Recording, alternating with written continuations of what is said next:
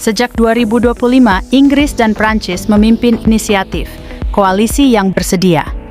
Tujuan membentuk kekuatan militer bersama Eropa untuk dikerahkan ke Ukraina. Sebagai jaminan keamanan setelah perang, bukan semata untuk berperang. Makna bagi kawasan, stabilitas, koordinasi Eropa, dan komitmen kolektif, perdebatan tetap berlangsung. Bagaimana menurutmu? Apakah ini jaminan pasca perang yang dibutuhkan Ukraina dan Eropa?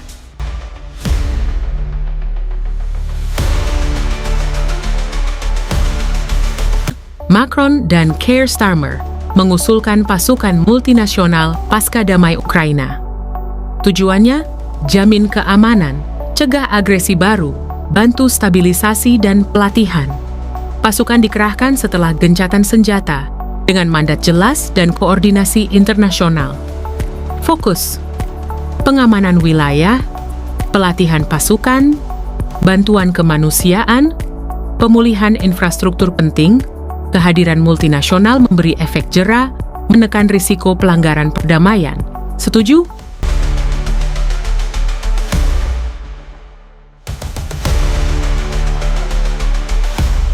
Inggris menyatakan siap mengirim pasukan dalam misi multinasional untuk memperkuat gencatan senjata dan menjamin keamanan.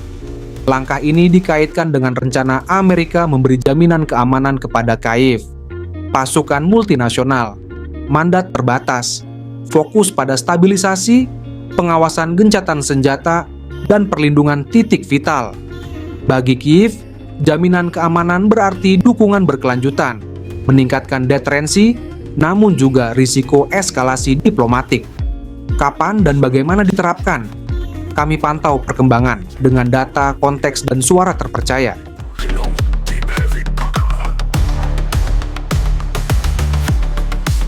Prancis menjadi negara paling aktif dalam koalisi, memimpin langkah strategis bersama Inggris.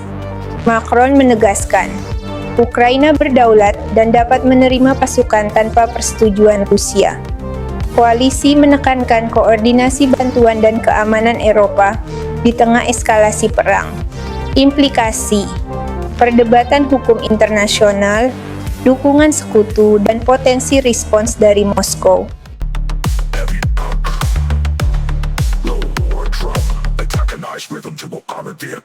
Apakah gencatan senjata di Ukraina akan segera terwujud? Inggris dikabarkan sedang menyiapkan langkah strategis. Pasukan Inggris tengah melaksanakan latihan intensif, siap menghadapi kemungkinan pengerahan di wilayah konflik. Rusia menegaskan keberatan kerasnya terhadap rencana penempatan pasukan Barat, mempertanyakan upaya stabilisasi di Ukraina. Analisis menunjukkan penempatan pasukan dapat meningkatkan tegangan, namun juga berpotensi mendukung stabilitas jika dikelola dengan baik. Bagaimana masa depan hubungan internasional setelah ini? Tindakan setiap negara akan menentukan stabilitas kawasan.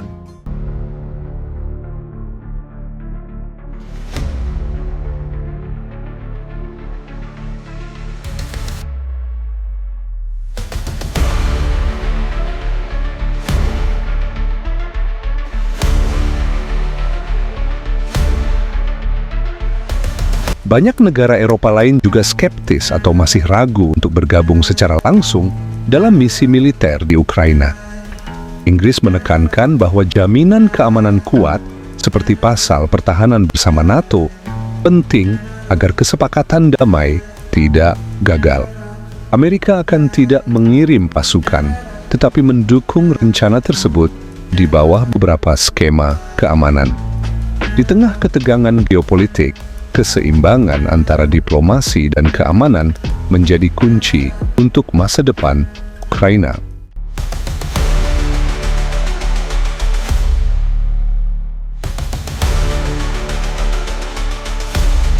Prancis dan Inggris tidak secara langsung mengirim pasukan tempur ke medan pertempuran Ukraina saat ini.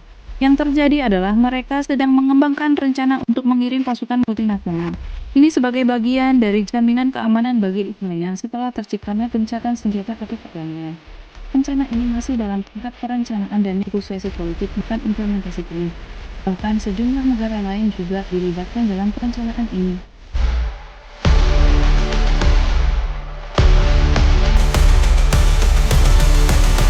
Pasukan Inggris dan Perancis masuk Ukraina bukan untuk bertempur, melainkan menjamin keamanan pasca gencatan senjata. Tujuan utama, melindungi perjanjian damai, infrastruktur vital, dan warga sipil dari pelanggaran. Namun, kedekatan dengan garis depan menimbulkan risiko bentrokan tidak disengaja. 3 skenario, salah identifikasi drone, tembakan nyasar, operasi pihak ketiga memicu salah tanggap, aturan keterlibatan ketat, mandat terbatas, dan rantai komando jelas untuk cegah eskalasi.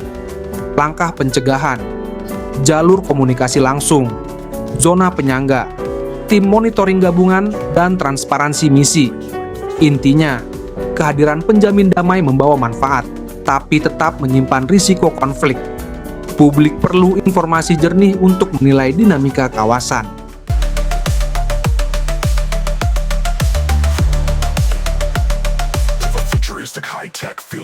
Fakta, sampai saat ini pasukan tempur reguler NATO belum resmi dikerahkan ke Ukraina karena pengerahan itu berpotensi memicu eskalasi besar antara aliansi militer utama. Rusia menolak keras ide pasukan Barat di Ukraina, bahkan sebagai penjaga perdamaian. Mereka menyebut rencana Inggris dan Prancis provokatif, berpotensi memperburuk konflik. Intinya, belum ada pengerahan resmi. Terus ikuti pembaruan terpercaya untuk situasi yang dinamis.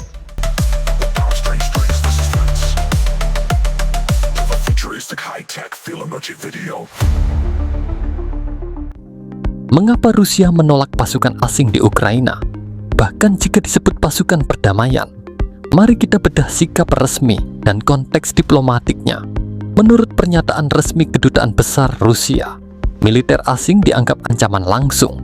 Bahkan jika disebut pasukan perdamaian atau reassurance force, Rusia mengklaim pasukan Barat telah lama terlibat sebagai instruktur dan penasihat.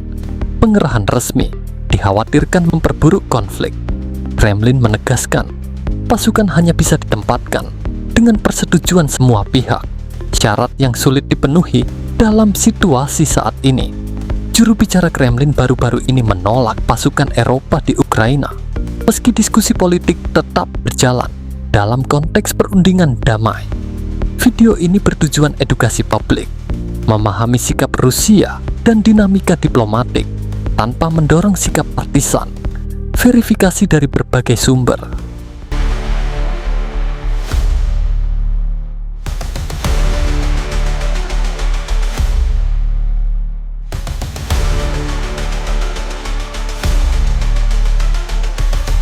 Eropa terbelah soal dukungan keamanan untuk Ukraina. Prancis dan Inggris jadi pendorong utama, menekankan perlunya jaminan keamanan kuat bagi Ukraina. Sejumlah negara lain terbuka pada kontribusi pasukan penjaga perdamaian atau reassurance force. Sebagian negara menolak atau ragu, keputusan akhir bergantung pada negosiasi Eropa berikutnya.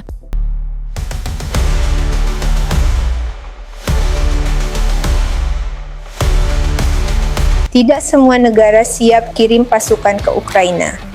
Mengapa mereka berhati-hati? Italia dan Polandia menolak ke zona konflik langsung, prioritasnya menghindari eskalasi. Jerman menolak pasukan di bawah NATO, khawatir memicu eskalasi besar.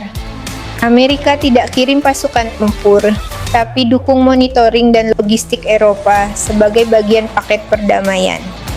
Intinya, dukungan ada, garis merah tetap jelas untuk menghindari konflik.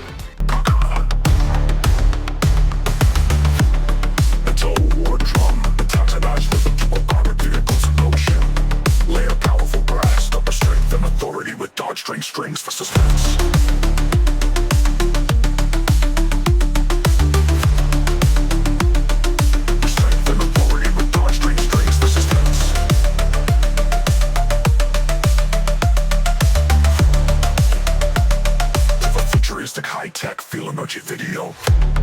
Deep heavy low war drum, antagonized rhythm to armored vehicles in motion.